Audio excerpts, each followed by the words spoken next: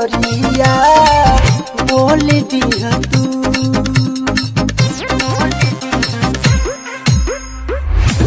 बही से खाड़ बानी लौरे दुवरिया बोल दिया तू।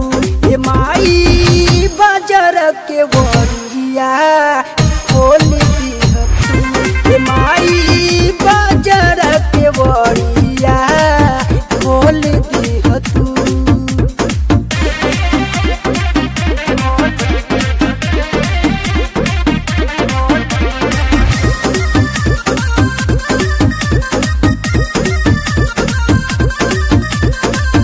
धीरे धीरे बढ़ल जाता माई हो भीड़िया हमारा तहु का ताटे चिंता फिकिरिया।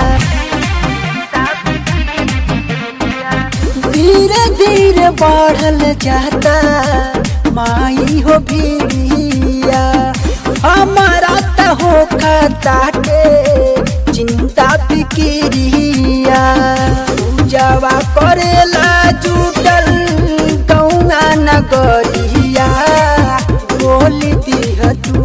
ए माई बाजार के वरिया बोल दिया तू। ए माई बाजार के वरिया बोल दिया तू।